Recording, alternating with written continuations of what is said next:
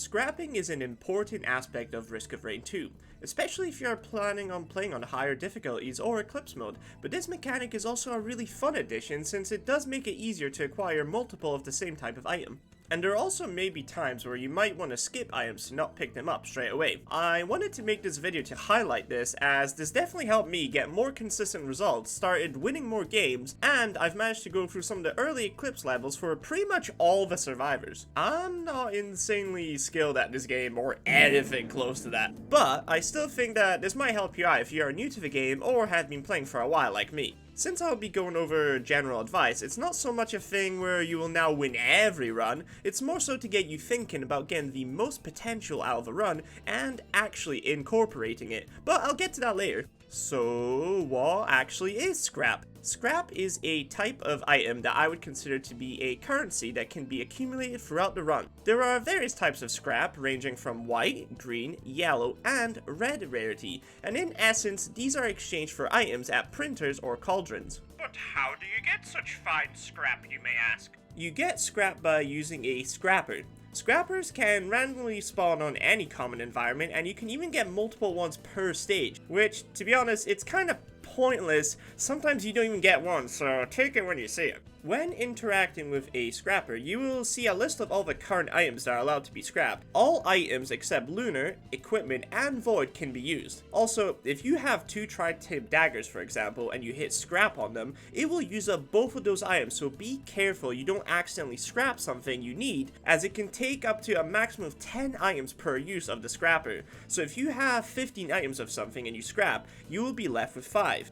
I would also like to mention that you do actually need to match the scrap rarity to the item that is in the printer. Scrap is not universal, so you might find yourself in situations where you have a certain type of scrap, but you can't use it in the current moment. But why is all of this important? Well, you want to be utilizing this as much as you can to fully take advantage of each run. Without going into some sort of build in your run, it can result in messy gameplay, where enemies will easily overpower you and surpass your power, and it will make it much harder to win. The great thing about cauldrons and printers is that if you can find a powerful item on one of them, and you have the scrap, you can easily stack, which is a vital part of the gameplay loop in Risk of Rain 2. Do keep in mind though that printers and cauldrons are not the same. Even though they have a similar function, printers need 1 scrap minimum, and it will print out items so long as you have white rarity scrap or white rarity items, or whatever the rarity of the printer is. I suppose this is a good time to mention this, but you don't actually need scrap to use a printer or a cauldron. If you have a white rarity item and you go up to a printer and use it, it will use up that white rarity item.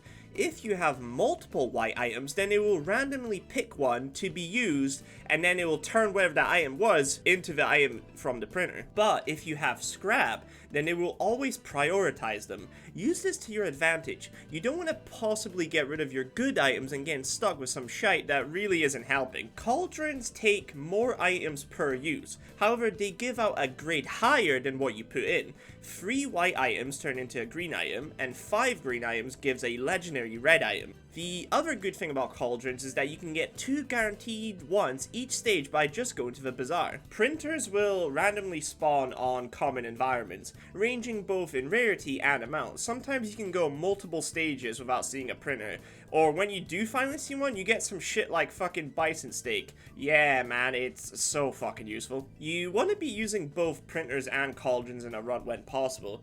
I would say that you may find that it's not always viable to scrap items.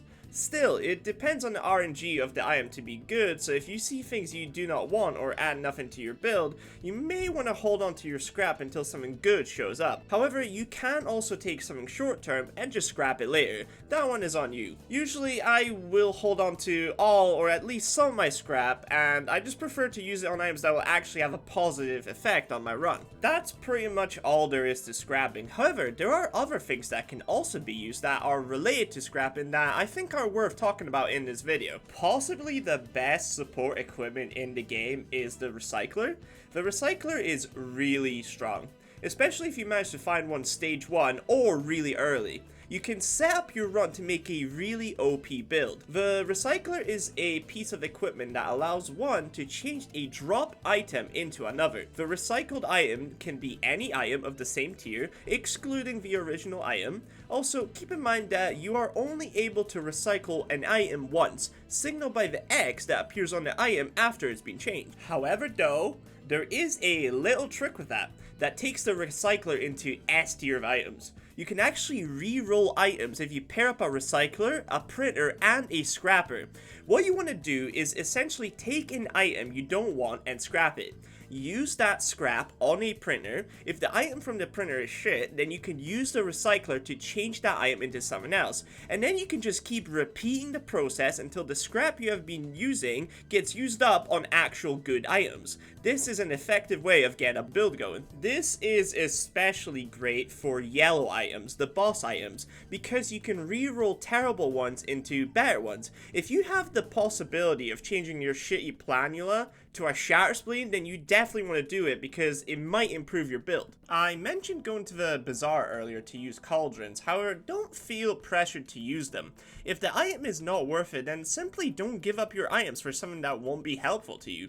Even if the item itself is pretty good, like a Hopoo Feather or something, if you already have like a couple stacks, one more will not actually make that massive of a difference than something completely new, so keep that in mind. Cauldrons are not only at the bazaar actually, they also do appear on stage 6 when you are on the final stage, Commencement. There is more variety there as it's pretty much random what cauldrons spawn and how many.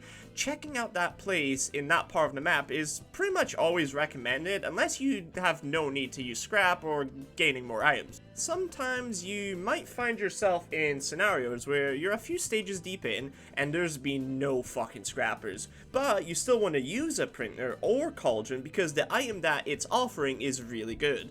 So, risky play may involve having to just send it out with full chest and just use up your items randomly. I wouldn't really recommend it unless necessary. It may prove to be really beneficial or a hindrance, but I guess that's just part of the fun. When you're starting a run, it's good to get in the habit of scouting an area and seeing what's available to you before buying anything. Finding any printers or scrappers and such and building a mental image of what you're going to do is hopefully going to resolve in a better run. You don't want to spend too long on this, but I think a few minutes at the start doesn't hurt since you're gathering money anyway. Getting a printer or multiple printers on stage 1 can be really nice, especially if you get a good item. If you are playing Commando, a good item to have would be the tri-tip daggers to get a bleed build going. If I saw a printer with that item, I would open chests to turn any of the crap white items I don't want into the daggers. However, without a scrapper it does get a wee bit more tricky. A handy thing to do is leave the stuff you want on the floor and then take any of the shit items into your inventory that you are fine with scrapping.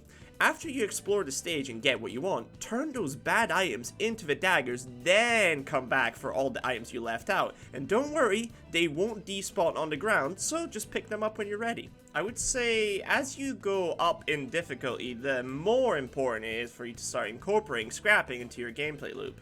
For me personally, I felt like I hit a wall when I was trying to win on Monsoon for the first time. My skill was there, but I was using the Artifact of Command and I was able to get wherever I wanted, but when that was not active, it was a struggle, because it always felt like my items didn't synergize well, or I just wasn't getting the right items.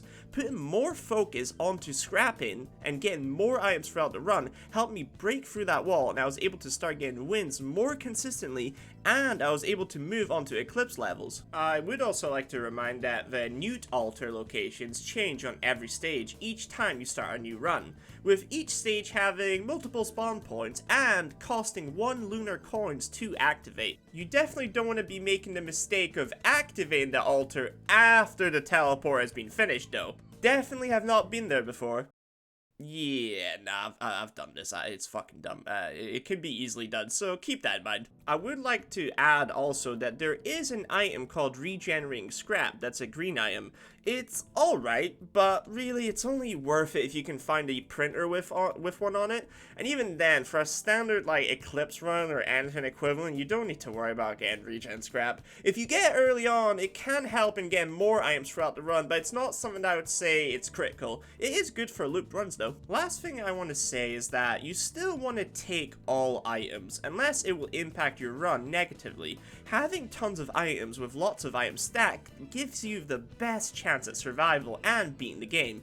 Even if the items themselves can be a bit mid or a bit shit, you can always scrap and replace them with better items later on, like I mentioned, so there really is no harm. And besides, you want to have crappy items anyway, because if you don't, then you would have to get rid of the items you do want to keep for yourself. Well, I guess that pretty much covers all there is to scrapping. Hopefully this video has shed some light on scrapping, and with this knowledge you can go out there and win your first game on Monsoon, or even just get you more consistent runs. But that's all from me. Thanks for watching the video, and I'll see you in the next one. Catch you.